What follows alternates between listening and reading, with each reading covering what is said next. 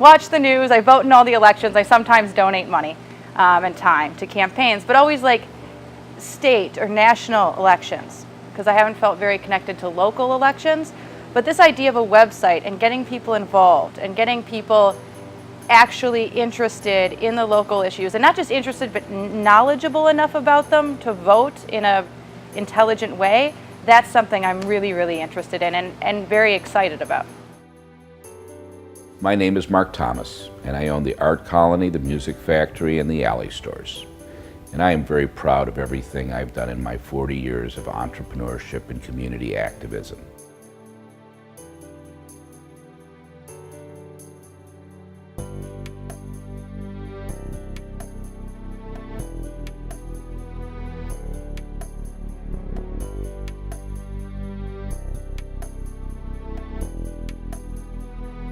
In December of '76, I took $3,500 in savings bonds gifted to me at birth and bought a candle factory and lost all my money in 90 days, except for the last $500. And then in 3 weeks, I made it back and I bought a tiny jewelry factory that I still own today. I bought that jewelry factory for $1,725.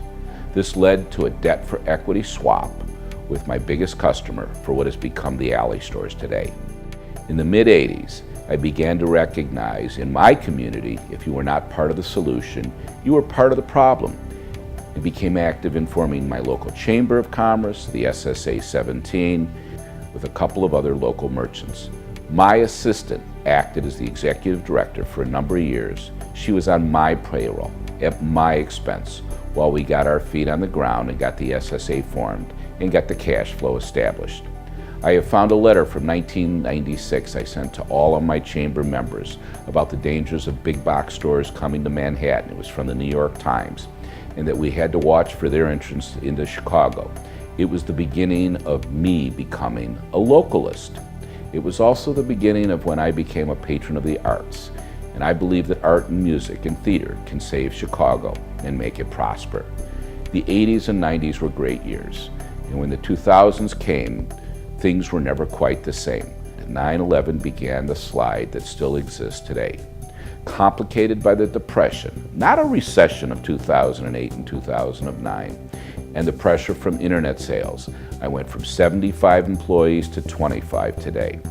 My different business ventures that numbered around 25 over the years have employed over 2,000 people, and that was when we stopped counting in the 90s. I have always been a real estate investor and run very profitably an art and music incubator in Chicago with 90 tenants. My wife Adrienne and I are married 25 years. When she was forced to close her boutique, Tragically Hip on Belmont in 2009, she joined me in the Alley Stores, and it was not her cup of tea and she was not happy. But we had to do what we had to do to survive.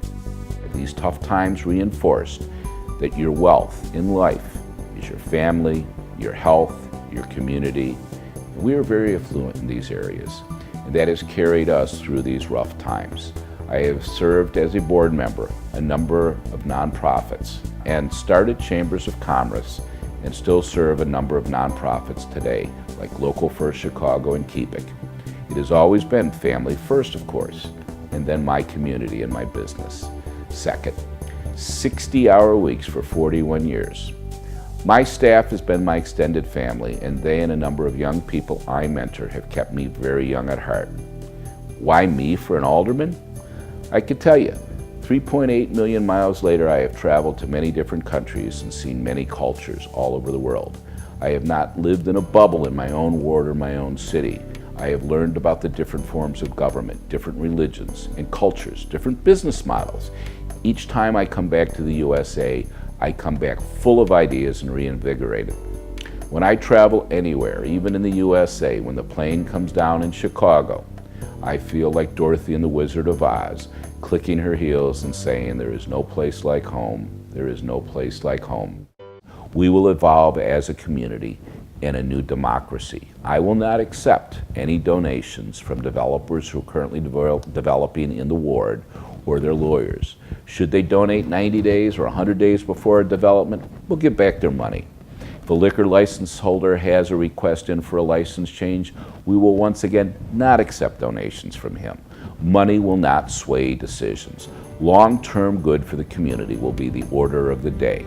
I am fed up, and I think everybody is fed up with our broken ways of doing governing. Be part of the change. Thanks.